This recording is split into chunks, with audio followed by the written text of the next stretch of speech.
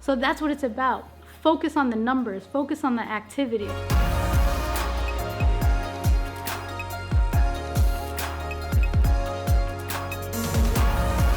So 3 tips for closing more calls. First tip, get on more calls. That means you just want to get on as many appointments as possible, right? Don't say no, say yes. Even if someone's like, I am not ready to invest.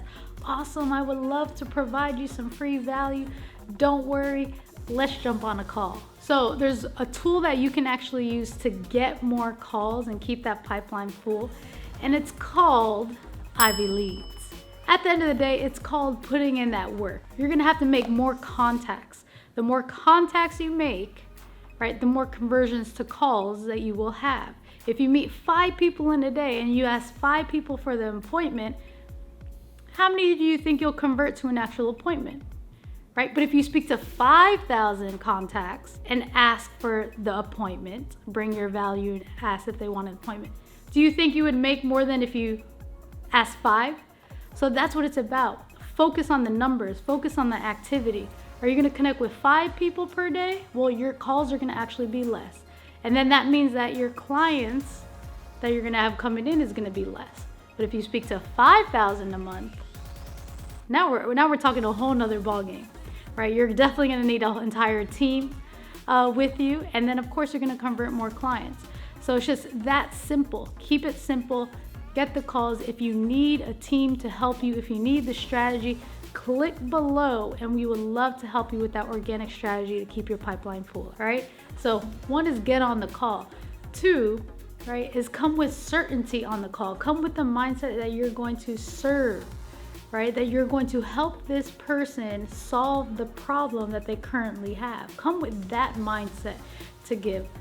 Listen to them. Right? So you're gonna have to ask them, you're gonna have to really identify the problem, right? And that's gonna happen in the beginning of the call. You wanna identify the problem and then bring the solution that you have for them with certainty and with confidence. And number 3, right, close the call, right? So you're gonna actually ask hard questions. You're gonna get the same obligations or the objections, right, all the time. It's gonna happen, right? It's about pricing. It's about, I have to go talk to my wife, my husband. Let me think about it. You're gonna get all these different questions. So it's handling those objections, right, by asking difficult questions, right? If you know that what you have is that solution to their problem, ask hard questions that you may have to ask. And some hard questions that just come to my mind, right, is, right, if they're coming to you, telling you, right, that they're gonna actually have to speak to their husband or their wife, right? A hard question could ask is like going into that, embracing that particular thing. So one of the things that you could say is, no, is there anything besides speaking to your husband of why you're not getting started today? Right? That's a question. Now they're going to tell you more information. Oh no, I just needed to talk to them. Awesome.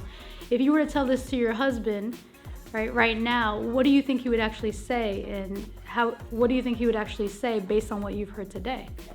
They'll tell you, right?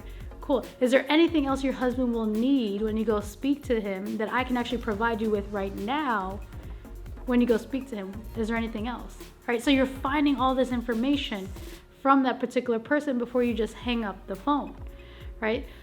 So it's so important to ask, just practice learning to ask those hard questions. Obviously, you have to learn the hard questions to ask, but don't believe them when they say it's the price. It's never really the price, right? Because people are going to invest in things if you put that value up, that what you have will solve their problem. So make sure to really throughout the call, build up that value, right? So that they have to get started with you. And if they don't, right, they're not gonna feel good about it, right? But they're willing to actually do whatever it takes to actually invest with you. And I'm gonna add a 4th one here because it's really important, right? Even though we're talking about 3, you're gonna have to follow up, right? Only 2% of the people will get started you on the first call. So don't be like, oh, you know, they didn't get started with whatever, and you're not paying attention to them, right? You want to follow up at least 8 to 12 times with that particular person, right? That's going to give you an 80% closing rate. So don't get so like pressured, oh, I have to close this call, right? Because then you will come in with an attitude that's just not in alignment. Yeah, give your best, have a good attitude, ask the right questions, get on the calls, but understand the real game starts at the follow-up. Right, so that's when the real game starts, is right after the call. When are you following up? How quick are you following up? And continuing to follow up until they get started with you. So be the first to follow up and the last to follow up. And those are the 4 tips. Started with 3, ended with 4. Make it happen. First one is get on more calls. 2 is get with a good attitude, bring that certainty to the call. Right? Number 3 is close the call, ask the hard questions. And number 4 is you want to follow up.